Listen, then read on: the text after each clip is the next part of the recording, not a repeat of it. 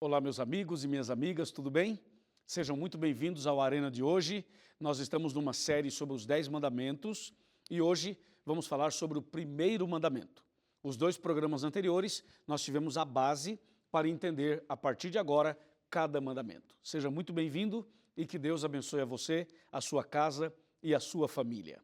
Antes de começar o tema de hoje, eu queria só lembrar que o Arena do Futuro está nas principais redes sociais. Nós estamos no Twitter, no Instagram, estamos no Facebook. Especialmente o Facebook, nós fazemos transmissões de sermões, fazemos lives e tudo isso a gente faz para que você possa, durante o ano, ter outros momentos de meditações. O Arena não é só programa de TV, é também programa de internet e é também programa de rádio. Por isso eu quero mandar um abraço para todos os amigos da Rádio Novo Tempo e um abraço para todos os amigos internautas. Bem, além disso, nosso programa também tem um sistema de caravanas. Ou seja, eu trabalho em toda a América do Sul, são 8 países por onde eu trabalho e, claro, o Brasil como um todo. Então, nós estamos durante todo o ano em lugares diferentes levando uma mensagem de paz, de esperança, de salvação, a verdade da palavra de Deus. E você, por onde eu tenho passado, tem nos recebido muito bem. Nosso muito obrigado, um abraço para você do Sul, para você do Rio Grande do Sul, para você de Santa Catarina e também do Paraná. Deus abençoe todo o sul do Brasil, cada família, cada pessoa que nos acompanha. Também um abraço muito especial para você do Centro-Oeste, para você de Tocantins, Mato Grosso do Sul, para você que acompanha a gente em Brasília, em Goiás, para você que nos acompanha em toda essa região central do Brasil. E ainda um abraço para você que mora na região do Rio de Janeiro, para você que mora no Rio, todo o estado do Rio, para você de Minas Gerais e para você do Espírito Santo. Deus abençoe grandemente a vida de cada um de vocês. E um abraço especial para todos os meus amigos de São Paulo. São Paulo capital, São Paulo interior, todo o estado de São Paulo, que Deus os abençoe grandemente. E também um abraço especial para você da região noroeste, região da Amazônia, Manaus, toda a região da Amazônia, forte abraço, Roraima, toda essa região Boa Vista, que Deus abençoe vocês. Bom, nosso programa oferece um estudo bíblico especial em DVD. Esse é o DVD chamado A Última Esperança, gravado em Israel, na Terra Santa, gravado em 5 países. Tem sido uma bênção esse DVD para tantas e tantas pessoas. Ele pode ser seu de graça. É só você entrar em contato conosco pelo blog do Arena. Você entra no site da Novo Tempo, novotempo.com/Arena do Futuro, e ali você tem um espaço onde você clica, você entra, faz o seu pedido e nós enviamos o DVD para você, tá bom? Obrigado, Deus abençoe a sua vida. Bem, o tema de hoje é o primeiro mandamento. Prepare o seu coração.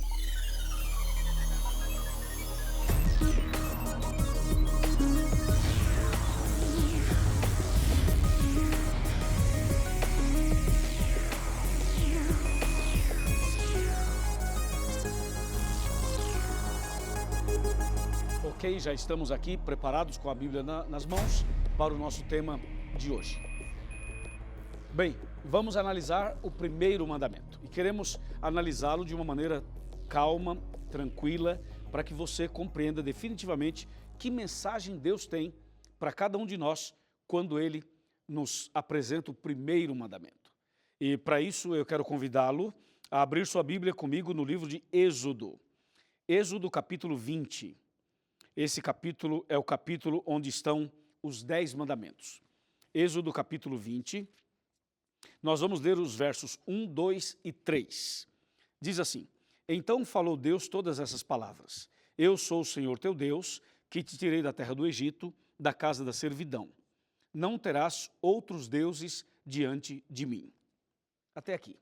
O primeiro mandamento é especificamente o verso 3, que diz: não terás outros deuses diante de mim. É importante você entender o que vem antes do primeiro mandamento, que é o que aparece nos versos 1 e 2, especialmente o 2, quando Deus fala assim: eu sou o Senhor teu Deus, que te tirei da terra do Egito, da casa da servidão. Amigo e amiga, você e eu sabemos que o povo de Israel sempre foi considerado o povo de Deus. E esse povo passou por momentos bons e ruins na história. Para você ter uma ideia, o povo de Israel viveu no Egito como escravo por mais de 4 séculos. E nós sabemos que a escravidão traz consequências terríveis para a vida do escravo. Quando uma pessoa está na escravidão, ela tem problemas, ela é atingida fisicamente, a escravidão atinge a pessoa emocionalmente, psicologicamente, espiritualmente e até mesmo na cultura. A escravidão é uma obra do diabo, é uma obra demoníaca, que leva o escravo a uma situação terrível. O escravo traz marcas no corpo e nas emoções e na vida espiritual quase que irreversíveis. Somente Deus pode mudar a história da vida de um escravo. Caso contrário, a pessoa que um dia foi escrava ou escravo, ela nunca mais será a mesma, somente será transformada pela graça e a misericórdia de Deus. No caso de Israel, a escravidão durou mais de 4 séculos, como eu havia dito. E durante todo esse período, Israel foi sacudido, foi atingido, foi ferido, foi machucado em todas essas áreas que eu acabei de mencionar. E um detalhe importante, Israel tinha no coração uma esperança. O povo de Israel tinha uma esperança. E você sabe que a esperança é que move uma pessoa, a esperança é que move uma sociedade. Israel tinha uma promessa e essa promessa gerou uma esperança. Hoje nós também temos uma promessa. A promessa de Deus para mim e para você é a promessa de vida eterna, é a promessa de que Jesus vai voltar. E essa promessa nos enche de esperança e nos faz estar aqui hoje estudando a Bíblia.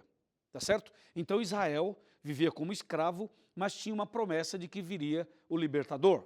E essa promessa gerava neles, produzia neles uma esperança. Então Israel aguardava ansiosamente a chegada desse tal libertador. Mas o tempo passava e o libertador não vinha. E finalmente Deus os libertou. O instrumento que Deus usou foi Moisés e também Arão. Mas entenda que o libertador não era Moisés. O verdadeiro libertador é Jesus. E Moisés era somente um instrumento e um tipo do verdadeiro libertador que é Cristo Jesus. Então, nesse caso, nesse contexto todo, Deus envia Moisés ao Egito para que ele pudesse ser o instrumento de Deus para Deus tirar o povo da escravidão. E assim foi. Deus tirou Israel da escravidão. E Moisés e Arão foram líderes usados por Deus para conduzir esse povo na saída do Egito e na caminhada pelo deserto rumo à terra prometida. É isso que diz a Bíblia. Agora, quando Israel sai do Egito, essa multidão, 1,5 milhão aproximadamente de pessoas saem da escravidão egípcia, você pode imaginar a situação deles. Ali tinha homens, tinha mulheres, tinha crianças, tinha idosos, tinha pessoas doentes, tinha pessoas com problemas diversos. E além disso, quando eles saíram da escravidão egípcia, eles estavam fortemente atingidos pela cultura egípcia, pela religião egípcia, ou seja, a escravidão mexeu com a cultura, com a religião, com o corpo, com a mente, com o psíquico. Eles saíram do Egito, saíram da escravidão, mas totalmente atingidos por todo o tempo que viveram ali como escravos. Agora, durante a caminhada no deserto, Deus começa um trabalho para ajustar, para corrigir, para curar, para restaurar, para reparar os pequenos e grandes problemas que a escravidão trouxe para eles. Por isso eles caminharam no deserto durante 40 anos, até chegarem à terra prometida. E durante esses 40 anos, muita coisa aconteceu. Deus fez coisas lindas, milagres, durante a caminhada deles. E Deus estava mostrando exatamente quem era Deus e o plano que tinha na vida daquelas pessoas. E entre tantas coisas que Deus fez durante o deserto, uma delas, talvez uma das mais importantes, eu diria talvez a mais importante, foi quando no Monte Sinai, Deus desce, Deus aparece na montanha, chama Moisés e Deus escreve os 10 mandamentos. Quando Deus escreveu os 10 mandamentos no Monte Sinai, Deus estava dando a Israel orientações claras, profundas, diretas e orientações que poderiam curar os problemas físicos, emocionais, espirituais e culturais, problemas estes adquiridos durante a escravidão egípcia. Então Deus desce naquela montanha e agora escreve os 10 mandamentos. E quando Deus começa a escrever os 10 mandamentos, ele usa esse termo, Veja, Êxodo 20, verso 2. Diz assim: eu sou o Senhor teu Deus, que te tirei da terra do Egito, da casa da servidão. Então ele começa fazendo uma introdução para lembrá-los que ele era o Deus. Para mostrar o seguinte: eu sou o Deus de vocês, fui eu que tirei vocês da escravidão. Eu tirei vocês do Egito. Agora, prestem atenção nas minhas orientações. E aí vem o primeiro mandamento, que é o verso 3, e diz: não terás outros deuses diante de mim. Por que Deus falou isso? Porque Israel, que era o povo de Deus, viveu durante mais de 4 séculos num país pagão, onde tinha muitos deuses, e tem até hoje. Então, as pessoas, o povo de Deus, viveu numa cultura, numa religião, onde os deuses eram comuns, onde as divindades eram comuns. E Deus agora começa a orientá-los e dizer o seguinte: eu quero que vocês entendam que vocês não podem, não devem ter outros deuses além de mim. É isso que diz o primeiro mandamento: não terás outros deuses diante de mim. Ou seja, eu sou o único Deus.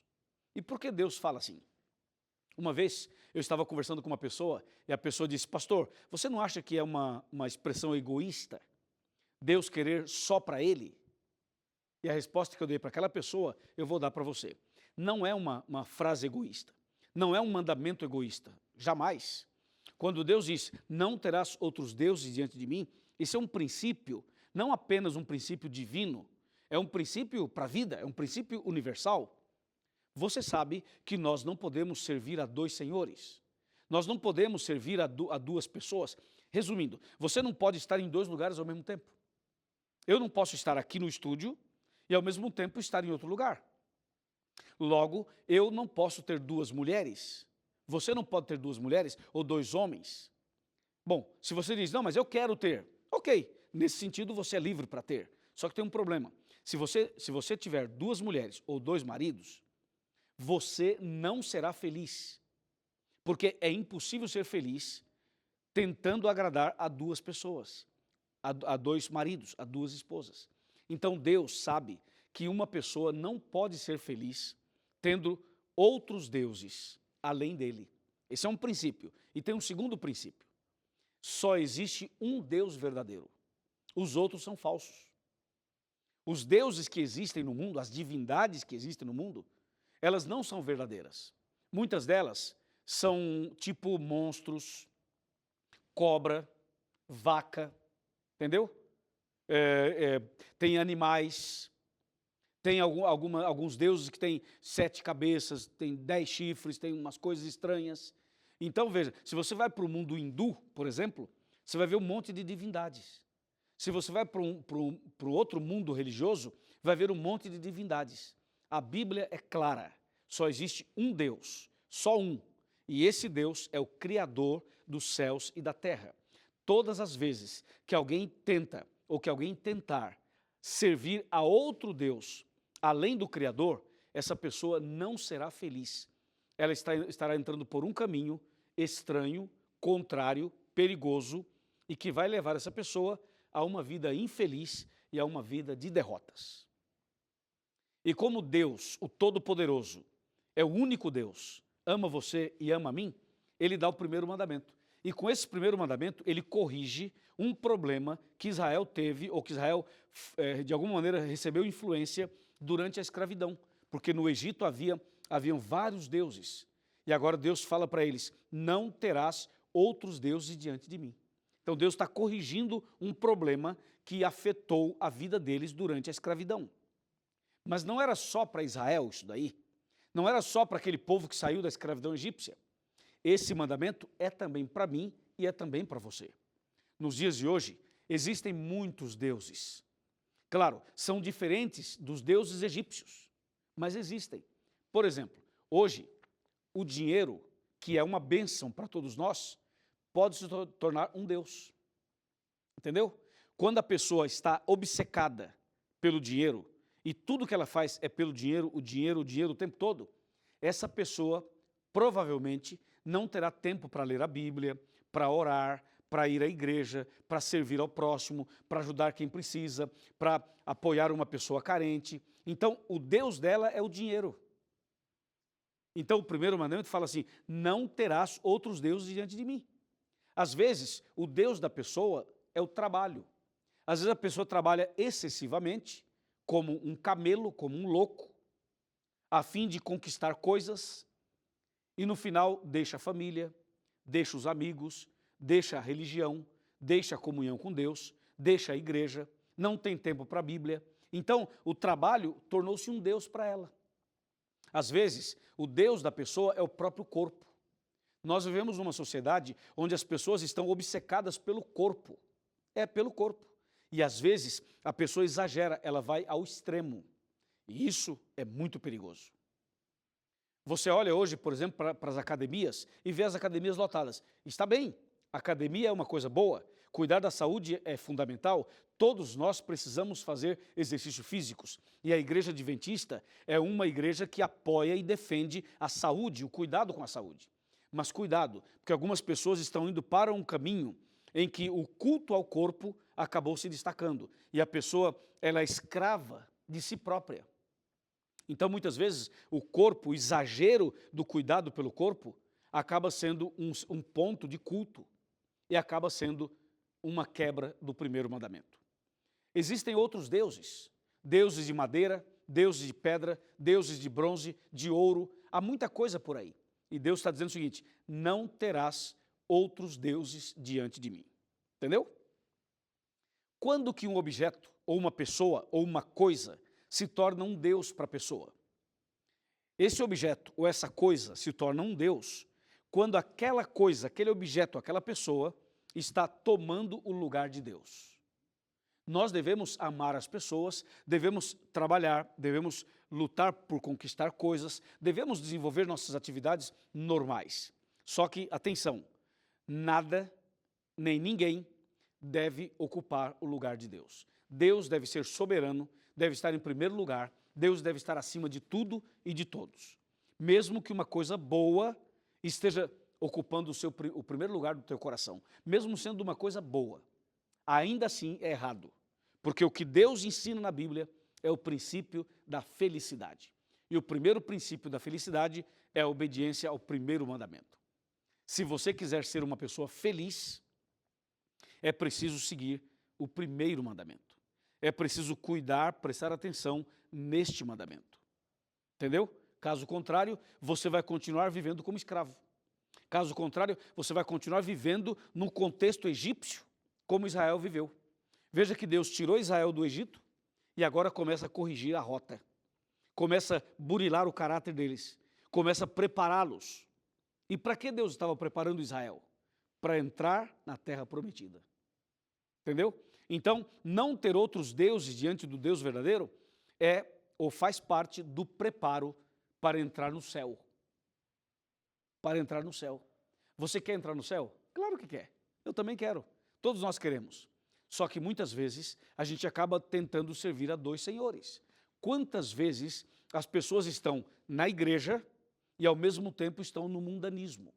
É como se colocasse um pé no céu e um pé no inferno. É como se acendesse uma vela para Deus e uma vela para Satanás. É como se a pessoa tentasse agradar a Deus e ao mesmo tempo fazer as coisas contrárias aos princípios de Deus. Não dá. Então nós que estamos na caminhada, nós que um dia também decidimos sair do Egito espiritual, nós que um dia decidimos deixar a escravidão e aceitar Jesus, ou aceitar Jesus e sair da escravidão, nós precisamos agora seguir estes princípios. E o primeiro princípio é o primeiro mandamento, que diz, não terás outros deuses diante de mim. Está claro isso para você? Eu espero que sim. Quando a gente vai lendo a história dos profetas, dos apóstolos, dos patriarcas, a gente começa a entender algumas coisas. Por exemplo, se você ler lá no livro de Gênesis, lá no comecinho, se você ler, por exemplo, a história do povo de Israel, de Jacó, toda a história, você vai perceber uma coisa muito curiosa. Houve um momento em que Deus falou assim, tirai os deuses estranhos que está no meio de vocês. Tira tudo. As estátuas, os deuses, as divindades, tira tudo. E enterra tudo. Santifiquem-se, consagrem-se. E no processo da santificação e da consagração, Deus pediu que fossem tirados os deuses estranhos, as estátuas, as coisas penduradas no corpo, no pescoço, na orelha, no tornozelo, no umbigo, em tudo que é lugar. Deus falou assim, tira tudo, santifiquem-se, purifiquem-se, porque eu quero fazer coisas grandes no meio de vocês. Entendeu? A Bíblia continua, por exemplo, a história de Abraão. Se você vai para a história de Abraão, vai perceber um acontecimento muito curioso que tem a ver com esse mandamento, entre outras coisas. Você lembra que Abraão e Sara tiveram um filho chamado Isaque. Isaque era o filho da promessa. Então, Abraão e Sara amavam Isaque, eram apaixonados por Isaque. E quando Isaque cresceu, tornou-se um adolescente, um menino bonito, um menino saudável, abençoado por Deus, um filho esperado, um filho da promessa. Agora, o coração de Abraão e o coração de Sara estavam no menino. Claro, todos nós, pais, devemos amar os nossos filhos e amar muito, incondicionalmente. A família deve ser considerada algo realmente sagrado. E todos nós devemos apoiar, estar junto, amar, conviver, se relacionar com a família. Mas tem uma coisa que você não pode esquecer. Nem a família deve tomar o lugar de Deus. Deus deve estar acima de tudo. Deus deve ser o primeiro em tudo, na vida do pai, da mãe, do marido, da esposa, do filho ou da filha. Quando Abraão e Sara colocaram todo o coração no garoto, todo o coração no filho, então Deus resolve fazer um pedido. E um pedido, no mínimo, estranho. Deus diz assim, Abraão, pega o seu filho, o seu único filho, sobe até a montanha e sacrifica o seu filho para mim. Veja, você acha que Deus iria pedir para matar um filho? Eu tenho certeza que não. Você acha que Deus ia tirar a alegria de um pai, a felicidade de uma mãe, ia matar o filho dele? Eu creio que não. Tenho certeza que não. Então por que Deus pede a Abraão e a Sara para sacrificarem Isaque? Por que Deus pede para ele, para Abraão subir a montanha e sacrificar o filho? Por quê? Bom, claro que Deus estava provando a fé de Abraão. Deus estava provando a fidelidade de Abraão. Deus estava querendo saber se Abraão tinha Deus em primeiro lugar ou não. Por isso ele pede o Isaque. Isso foi muito forte, né? Foi duro, inclusive. E o que Abraão fez? Abraão era um servo de Deus. Então Abraão não duvidou, ele entendeu. Deus falou assim, pega o teu filho, sobe lá e crucifica, sacrifica, mata. Abraão pega o filho, claro que não foi uma coisa tão simples, mas Abraão pega o filho, sobe a montanha, coloca o filho em cima do altar, prepara a lenha, prepara tudo, prepara o facão e deita o filho. Explica para o filho e fala, filho, eu tenho que sacrificar você porque Deus está pedindo você. E quando Abraão pega o facão, o cutelo, para matar o Isaque, na hora de de matar, e olha aí, Abraão ia matar Isaque. Na hora de matar, Deus segurou o braço dele e falou assim, Abraão, Abraão, não faça isso. Eu sei agora que você me ama. Claro, Deus estava corrigindo, orientando, lapidando Abraão. Deus estava preparando Abraão para coisas maiores. Por isso que Abraão, entre outras coisas, é considerado o pai da fé. Porque para fazer isto e fazer outras coisas que ele fez, tem que ter muita fé. E assim foi. O primeiro mandamento é muito sério e diz, não terás outros deuses diante de mim. Deixa eu falar mais uma coisinha para você, mas para falar, eu quero convidar você a sentar comigo. Vem, vamos sentar aqui para a gente ter uma palavrinha final sobre este primeiro importantíssimo mandamento, que diz assim, não terás outros deuses diante de mim. Pode vir mais perto, pode vir mais perto. Isso, vem mais perto. Deixa eu te dizer uma coisa, deixa eu te fazer uma pergunta. Você tem outros deuses diante do Deus verdadeiro? Tem alguma coisa na sua vida que está ocupando o primeiro lugar? Tem alguma coisa no seu coração que está ocupando o lugar de Deus? Tem alguma coisa em sua vida que deveria ser para Deus e você está dando para outra coisa, para outra pessoa, para uma outra situação? Tem? Bom, se tiver, vamos corrigir isso? Vamos resolver esse assunto? E se não tiver, tudo bem, toca a sua vida em frente. Mas o que Deus quer é que você tire da sua vida, da sua casa, do seu quarto, da sua sala, da cozinha, do seu carro, do seu computador, dos seus equipamentos eletrônicos. Deus quer que você tire daí tudo aquilo que não pertence a Ele. Por isso Ele está falando assim, não terás outros deuses diante de mim. Quanto tempo você passa no computador? Quanto tempo você passa nas redes sociais? Hein? Quanto tempo? Quanto tempo você passa diante das telas, vendo programas e filmes, etc. Quanto tempo? Me diz. E agora, outra pergunta. Quanto tempo você dedica para ler isso aqui? Quanto tempo você dedica para orar, conversar com Deus? Quanto tempo dedica para ir à igreja? Faz uma análise e me responda. Quem é o seu Deus? Quem está ocupando o primeiro lugar na sua vida? Entendeu a pergunta? A sua resposta vai dizer a você o que você tem que fazer. Se está certo ou se está errado. Mas a pergunta final é, quer mudar? Quer vencer? Quer crescer? Quer ser diferente? Muito bem, meus parabéns. Então eu vou orar por você e depois da oração você procura a Igreja Adventista. Aqui está, encontreumaigreja.com.br. Vai lá, clica lá, veja a igreja mais próxima, vá até a igreja, diga que você é meu convidado, minha convidada, comece a estudar a Bíblia e se prepare para você nascer de novo e começar uma vida nova. O que você acha? Tá bom ou não tá bom? Claro, está excelente. Então vamos orar agora por você, por sua casa e por sua família. Oremos. Querido Pai Celestial, muito obrigado pelo primeiro mandamento, que nos ensina de maneira clara a importância de ter o Senhor como único Deus e de ser fiel a Ti, para que não haja outros deuses em nossa vida. Perdoa, Senhor, esta pessoa, perdoa cada um de nós. Dá-nos agora sabedoria e forças para sermos fiéis a Ti, fiéis à Tua palavra e obedientes aos Teus mandamentos. Nas Tuas mãos eu entrego esta família, este casal, este jovem, esta mulher, este homem, em nome de Cristo Jesus. Amém.